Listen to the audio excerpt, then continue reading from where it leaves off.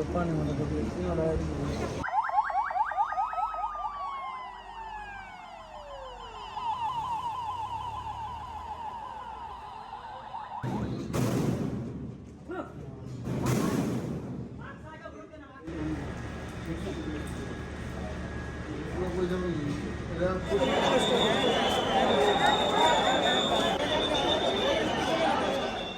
শব্দের টের পাইছি, পরে আমরা তাকাইছি, দেখি আগুন জ্বলতেছে, মানে ধা ধা করে একবার আগুন জ্বলতেছে। পরে একটা লাগে আরেকটা লাগিয়ে গেছে, ওই বিল্ডিংয়ে দুই বিল্ডিংও লাগছে, সব বিল্ডিংয়ে লেগে গেছে। কি ছিল? Gas cylinder, boiler. এটা কি মানে গার্মেন্ট টার্মেন্টটা ছিল? গোডাউন, ফ্যাক্টরি বা গোডাউন? Chemical godown.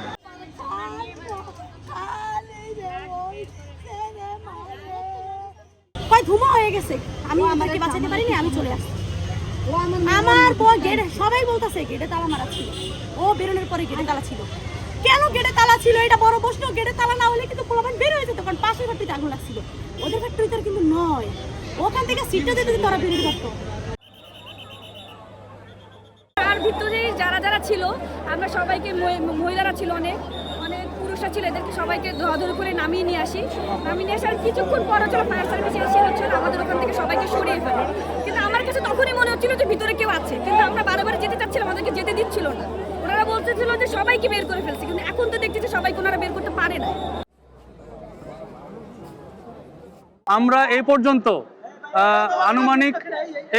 আনুমানিক 9টি লাশ পেয়েছি, যেটা আপনার বিভিন্ন মানে আপনার যে উপরে মালামাল যেগুলো পুড়ে আপনার হয়ে গিয়েছে। বেসিক্যালি আমরা ধারণা করছি যে এটা কেমিক্যাল, যে প্রথমে একটা বিস্ফোরণ টাইপের হয়েছিল, যেখান থেকে আপনার মানে বিষাক্ত গ্যাস, যেটা খুবই টক্সিক, যেটা খুবই ফ্ল্যাশ ওভার হয়ে ওই বিল্ডিংয়ে আসে।